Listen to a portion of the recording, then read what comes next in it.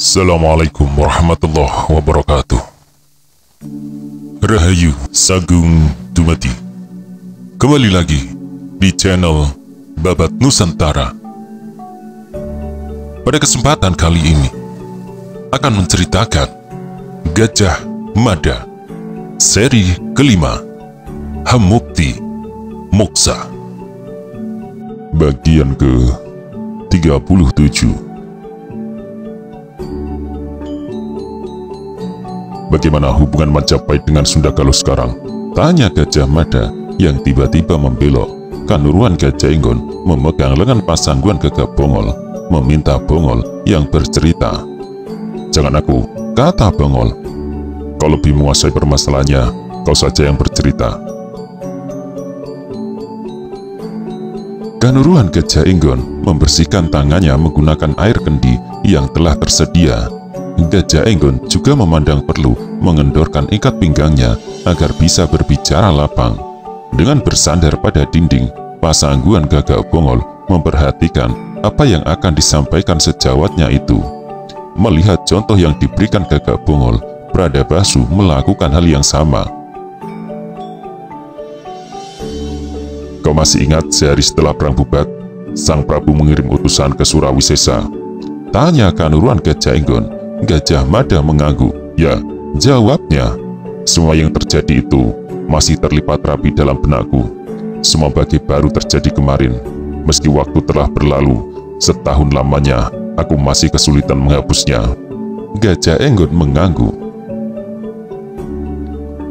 Setelah menempuh perjalanan lebih kurang 25 hari, Dang Arjaya Narendra dan Dang Arjaya Smarananta berhasil pulang dengan selamat.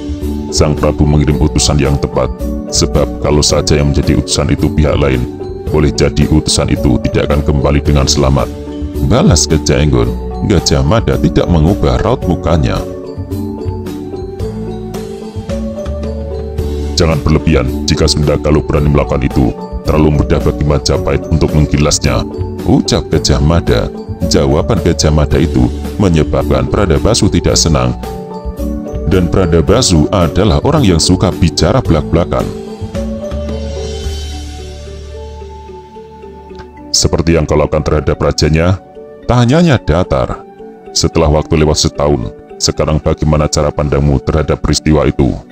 Prabu Maharaja Linggabwana bersama Permaisuri, anak dan pengiringnya datang ke Majapahit karena diundang. Akan tetapi setelah mereka datang dengan berpakaian untuk menghadiri pesta perkawinan, bukannya tari bedanya yang disajikan untuk Mahagio-Bahagio kedatangan mereka, justru ribuan anak panah yang dilepas atas isyarat perintah yang berasal dari tanganmu. Ucapan Pradabasu itu terasa menyakitkan, namun Gajah Mada yang sekarang bukanlah Gajah Mada yang dulu, yang apapun ucapannya tak bisa dibantah. Lagi pula, lanjut Pradabasu, meski Majapahit mungkin bisa memperlakukan Sunda Galuh seperti negara-negara lain, apakah Sang Prabu masih akan melakukan itu? Kewenangan sekarang berada di tangan Hayam Wuruk. Sementara Hayam Wuruk telah memutuskan membongkar Camuda dan menempatkan Asopya ke tempat semula.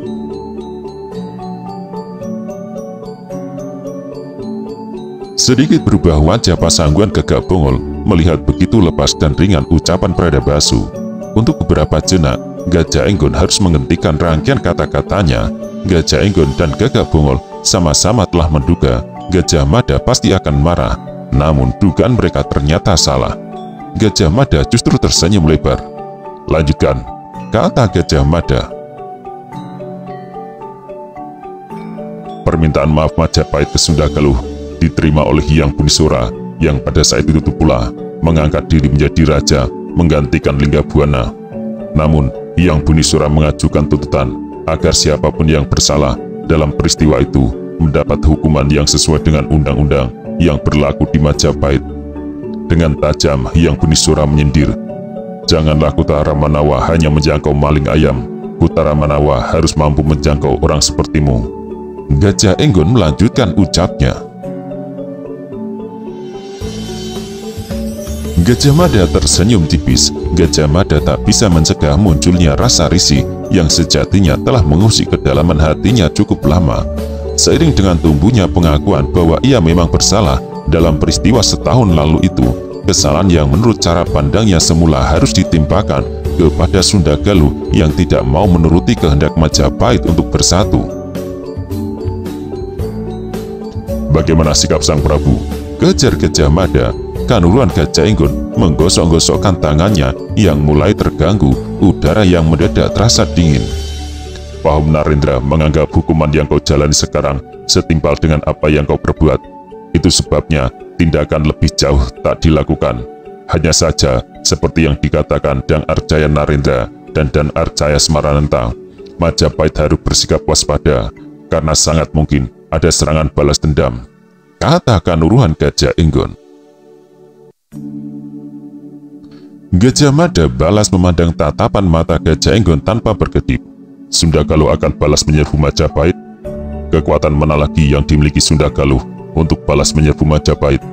Tanya Gajah Mada. Gajah Enggon dan dua temannya merasa aneh karena Gajah Mada masih bersikap demikian. Dari balik sikapnya itu, boleh jadi Gajah Mada tak pernah menyesali apa yang pernah dilakukan.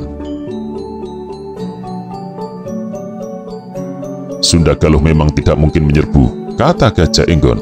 Akan tetapi, peristiwa Bubat cukup memberi alasan untuk melakukan balas dendam.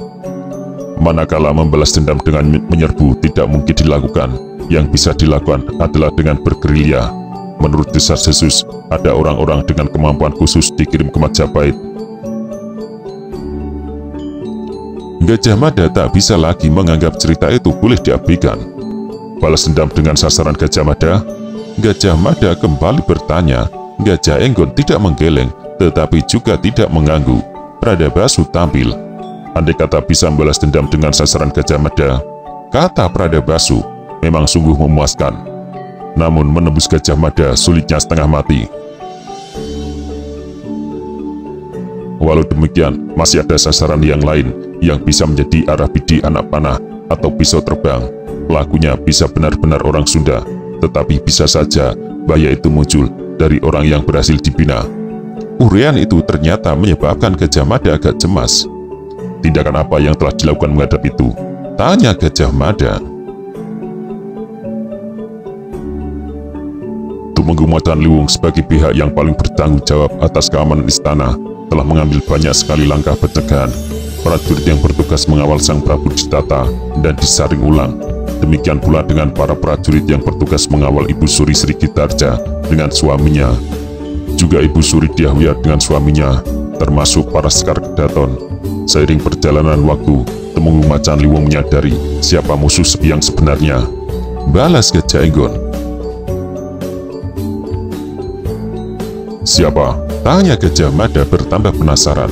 Musuhnya waktu, jawab Gajah Enggon.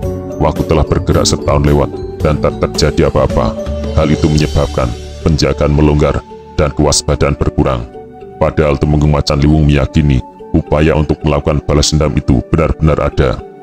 Tulisan di pasukan khusus Bayangkara seringkali menemukan jejak pesan aneh yang dicoret-coretkan di dinding istana. Agaknya itu merupakan cara berhubungan antara satu dengan yang lain. Pesan aneh itu menjadi sangat mencurigakan karena belakangan disadari ditulis menggunakan bahasa yang tidak dipahami. Namun rupanya tulisan yang seperti tanpa arti itu berasal dari bahasa Sunda yang dibolak-balik. Gajah Mada yang diam beberapa jenak itu kemudian perlahan mengangguk. Ya, tekan Gajah Mada tegas. Waktu yang bergerak setahun tanpa terjadi apa-apa akan menumbuhkan rasa bosan dan melunturkan kewaspadaan. Dengan demikian, celah untuk pihak-pihak yang akan membalas dendam itu akan makin terbuka. Gajah Mada yang bertopang dagu itu memejamkan mata. Ia mencoba mengenang bagaimana saat-saat terakhir Majapahit sebelum ia tinggalkan. Sampai sejauh itu, pemerintahan berjalan lancar dan teratur.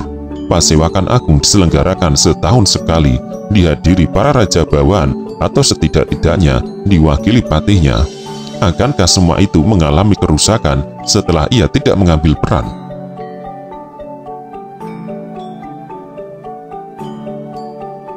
Yang muda-muda nantinya yang harus mengambil peran, Oleh karena itu, mereka harus disiapkan sejak dini. Di masa depan, anakmu yang harus mengambil peran. Ketika semua orang sudah mulai pikun dan buyutan, Gajah Segara dan Kuda Swabaya yang berbicara. Bagaimana dengan kiprah mereka sekarang? Pertanyaan yang dilontarkan Gajah Mada itu sungguh pertanyaan yang amat ringan, namun mampu mengubah raut wajah Pradabasu secara nyata dan menyebabkan Gajah Enggon tak bisa mempertahankan arah pandang matanya. Gajah Enggon terpaksa membuang wajah. Pasangguan Gagak Bongol pun tidak berminat menjawab pertanyaan itu. Amat dalam dan panjang Kanuruhan Gajah Enggon menghela nafas. Akhir-akhir ini aku mungkin kehilangan kendali atas anakku, ucapnya datar. Gajah Segara? Tanya Gajah Mada. Kanuruhan Gajah Enggon mengangguk. Ya, jawabnya. Kenapa dengan Gajah Segara? Tanya Gajah Mada. Ketika Gajah Enggon kemudian tersenyum, senyumnya terasa aneh. Gajah Mada sedang kasmaran. Gajah Enggon berkata, seorang pemuda yang beranjak dewasa akhirnya tertarik kepada wanita. Hal itu aku anggap wajar, namun yang aku kurang begitu suka, gadis yang menjadi pilihan Gajah Segara itu seorang pesinden dan penari tayub, jenis perempuan yang digemari melayani banyak orang. Gajah Mada terperangah. Gajah Mada yang terbelah itu akhirnya tersenyum. Gajah Segara menjalin hubungan dengan perempuan macam itu? Tanya Gajah Mada. Gajah Enggon mengangguk. Apa pangkat anakmu sekarang? Tanya Gajah Mada lagi. Lurah prajurit. Jawab Kanuruhan Gajah Enggon. Gajah Mada yang berjalan mondar-mandir itu melanjutkan senyumnya, bahkan tertawa. Kalau gadis itu sudah menjadi pilihan anakmu, mengapa tidak kau restui? Tanya Gajah Mada ingin tahu. Gajah Enggon terdiam. Persoalan anaknya yang muncul dengan mendadak memang membuatnya pusing. Sejauh sang waktu berlalu, Gajah Enggon telah merenung, berupaya mencari titik manakah kekurangan gadis bernama Diah Gantrini itu. Kanuruhan Gajah Enggon telah melihat secara langsung gadis yang bisa menari tak jauh dari balik prajurit itu memang cantik. Suaranya indah mendayu-dayu dengan tarian yang agak seronok. Gajah Enggon berpendapat gadis yang sikapnya kelewatan berani itu tentu bukan gadis baik-baik. Boleh jadi beberapa lelaki pernah singgah ke pelukannya. Celakanya anak lelakinya yang belum berpengalaman ikut jatuh ke pelukannya. Pusing kepalaku memikirkan itu. Tambah Kanuruhan Gajah Enggon. Gajah Mada tertawa. Bagaimana dengan Ki Senopati Kuda Swabaya? Tanya Gajah Mada lagi.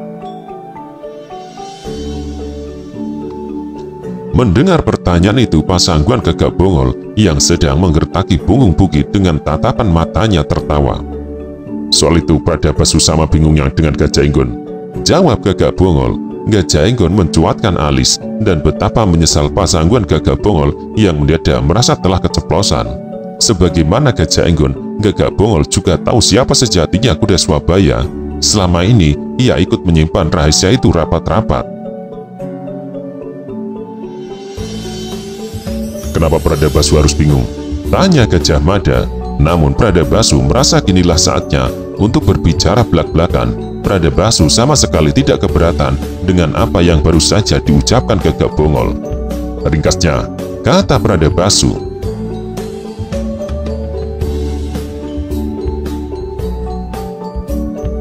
Raden Kudamerta telah tahu siapa Kuda Swabaya dan mencoba mengambil perannya sebagai ayah, termasuk mencarikan jodoh untuk Kuda Swabaya. Lompatan kenaikan pangkat yang diperoleh Kuda Swabaya adalah hasil campur tangan Raden Kudamerta. Gajah Mada bingung. Apapun yang diucapkan Pradabasu itu baginya masih belum jelas. Aku masih belum jelas, ucap Gajah Mada. Pradabasu merasa kepalang basah. Ia merasa kinilah waktu yang tepat untuk membongkar semua rahasia yang selama ini telah ia tutupi dengan sangat pontang-panting. Kuda Swabaya adalah anak Raden Kudamerta dari Dyah Menur, ucapnya tegas. Gajah Mada terkejut. Butuh waktu sejenak untuk mencerna semua itu dengan utuh. Dengan terbelalak Gajah Mada memandang Pradabasu. Perempuan yang selama ini hidup bersamaku, ia menjadi istriku dan kami punya anak bernama Dyah Pertiwi. Perempuan itu adalah Dyah Menur, lanjut Pradabasu. Gajah Mada yang akhirnya menelan persoalan itu dengan utuh, memandang lawan bicaranya tanpa berkedip. Aku tidak merestui ketika Tuan Putri Dyahyat Raja Dewi Marajasa menggagas perjodohan antara kuda Swabaya dengan seorang emban. Aku yakin Raden Kudamerta berada di belakang gagasan itu. Aku juga keberatan dengan campur tangan Raden Kudamerta dalam kenaikan pangkat yang diperoleh kuda Swabaya.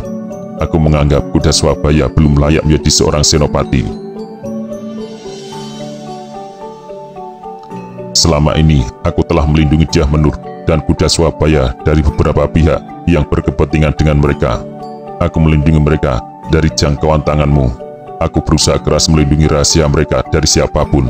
Selanjutnya, aku merasa sangat tidak senang ketika Raden Kudamerta akhirnya tahu siapa kuda Swabaya dan melakukan banyak hal yang kurasa terlalu masuk ke dalam urusan rumah tanggaku. Gajah Mada masih terbungkam mulutnya. Dipandanginya Pradabasu dengan cara paling aneh. Gajah Mada kemudian tertawa pendek, juga tawa yang terasa aneh. Gajah Enggon menggeliat melenturkan tulang punggungnya. Ketika aku dipusingkan ulah Gajah Segara yang ngontot minta dibolehkan kawin dengan Pareri Tayub itu, kata Gajah Enggon. Pada saat yang sama, Pradabasu juga dipusingkan kuda Swabaya yang ngontot minta diperbolehkan kawin dengan emban bernama Prabasiwi. Hanya saja kuda Swabaya punya jawaban yang lebih jantan dan lebih gagah. Ketika Pradabasu mempersoalkan pangkat senopati yang disandangnya, supaya punya jejak luka di punggungnya sehingga ia merasa layak untuk menyandang pangkat senopati, kuda Swabaya minta dikirim ke medan perang. Setahun lamanya kuda Swabaya meninggalkan kota raja. Ia ikut berperang di sebuah tempat tidak jauh dari Sijujung, menghadapi wilayah yang memberontak dan didukung penuh oleh Tartar. Tak jelas apakah kuda Swabaya masih hidup atau sudah mati. Hingga saat ini belum ada kabar apapun mengenai nasibnya. Dengan pandang mata bersungguh-sungguh, Gajah Mada menatap Pradabasu. "Kepadamu aku layak minta maaf," kata Gajah Mada. Ucapan itu mengagetkan Pradabasu. Namun Pradabasu tidak berbicara apapun. "Selama ini aku telah menjadi sumber kecemasanmu. Rupanya sikapmu berlebihan. Aku memandang kuda Swabaya merupakan sumber ancaman. Ternyata aku salah. Kini kita bisa melihat kuda Swabaya ternyata seorang prajurit yang layak dibanggakan. Ketika ada pihak yang meragukan kepantasan pangkatnya, ia memiliki jawaban yang tuntas dalam membungkam mulut orang-orang yang meragukannya." Pradabasu yang menengadah itu merasa lega. Orang-orang muda seperti kuda Swabaya dan Gajah Segara yang menentukan masa depan Majapahit, rasanya seperti baru kemarin peristiwa itu terjadi. Aku sungguh merasa bangga ketika kuda Swabaya yang dituju untuk membacakan pemecatanku. Aku melihat kuda Swabaya tidak merasa gugup. Ia lakukan tugasnya dengan benar. Lanjut Gajah Mada. Pradabasu dan Gajah Enggon saling lirik. Pasangguan Gagak Bongol merasa sulit untuk memahami bagaimana cara Gajah Mada berpikir. "Menurutku, tak ada yang perlu diragukan dengan jabatan senopati yang sekarang dimiliki kuda Swabaya," kata Gajah Mada. "Ia pantas menjadi seorang senopati setelah dikirim ke medan perang. Menurutku kau tidak perlu lagi meragukannya, Pradabasu. Yang aku agak sulit memahami, mengapa perjodohan itu harus kau halangi?" tanya Gajah Mada. Pradabasu bingung. Melihat itu, Kanuran Gajah Enggon justru tertawa. Pradabasu seperti seorang pemuda, padahal tangannya sudah sering buyutan. Kata Gajah Enggon. Gajah Mada tidak segera memahami. Sementara Pradabasu melengos tidak senang. Melihat itu, Gajah Enggon dan Pasangguan Gagak Bongol justru tertawa. "Kenapa?" tanya Gajah Mada. "Kau sudah tahu? Pradabasu ternyata melesat jauh lebih tua daripada kita semua. Lihat saja tangannya yang sering buyutan," balas Gajah Enggon. Pradabasu akhirnya tertawa meski terasa kecut. "Aku memang sudah tua," kata Pradabasu. "Akhir-akhir ini aku sering mengalami keadaan seperti ini. Tanganku bergerak liar tidak terkendali, membutuhkan pemusatan perhatian untuk mengendalikannya." Gajah Mada menganggap persoalan itu bukan persoalan sepele. Bagaimana kemampuan bidikmu? Tanya Gajah Mada. Tak masalah dengan itu, kata Bradabasu. Kemampuanku mengarahkan anak panah ke anak panah yang lain yang melasa terbang. Juga kemampuanku dalam membidikkan pisau ke arah jantung orang yang berjalan. Hingga saat ini belum ada yang bisa menandingi. Buyutan itu hanya datang pada saat tidak diharapkan. Ucapan Bradabasu itu menyebabkan Gajah Enggon dan Pasangguan Gagak Bongol tertawa. Bahkan Gajah Mada ikut tertawa. Namun sejenak kemudian raut muka Gajah Mada kembali bersungguh-sungguh. Apa yang kalian maksud? Bradabasu mengira dirinya masih seorang pemuda. Tanya Gajah Mada. Pertanyaan itu menyebabkan Gajah Enggon tertawa terkekeh. Karena Bradabasu masih bisa cemburu seperti anak muda. Jawabnya. Bradabasu benar-benar membeku. Namun akhirnya ia tersenyum. Meski demikian Gajah Mada tetap saja belum memahami duduk persoalannya. Bradabasu cemburu membayangkan bakal terjadi perjumpaan kembali antara istrinya dengan Wijaya Rajasa yang paramiswara. Kata Gajah Enggon, Gajah Mada larut dalam memandang sahabatnya yang mencoba membuang muka itu.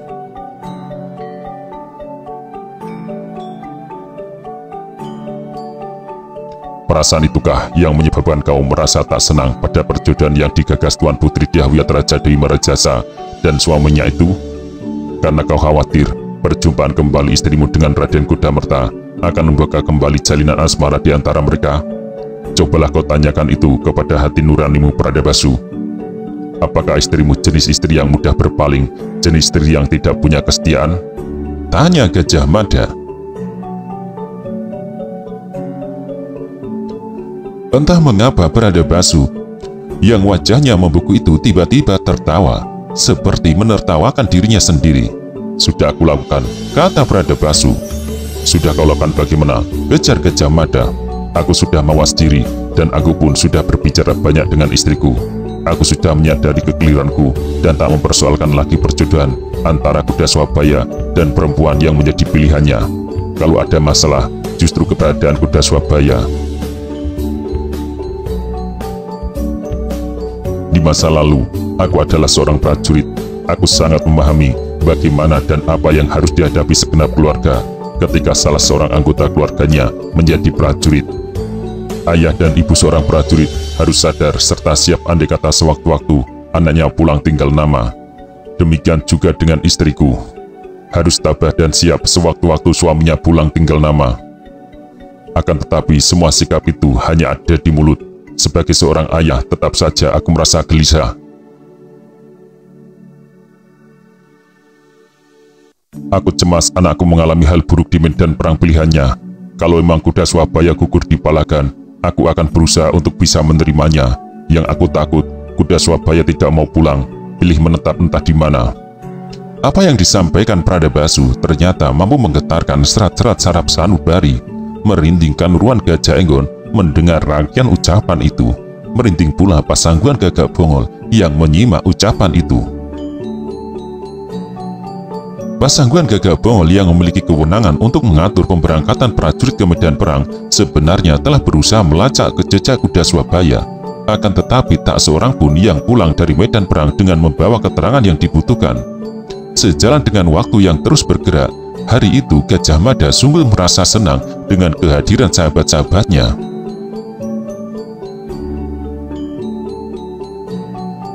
Swenter Prasasti dan suaminya yang mengabdi di padepokan itu tahu tamu-tamu Gajah Mada itu pasti orang-orang penting.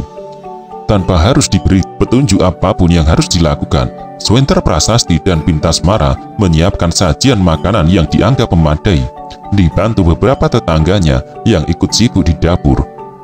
2 ekor ayam yang telah disembelih menjadi berbagai jenis masakan. Ada ayam yang dibakar berbumbu pedas, ada pula bagian yang dipepes dengan campuran parutan kelapa muda. Tempat ini benar-benar menyenangkan, kata Bradabasu.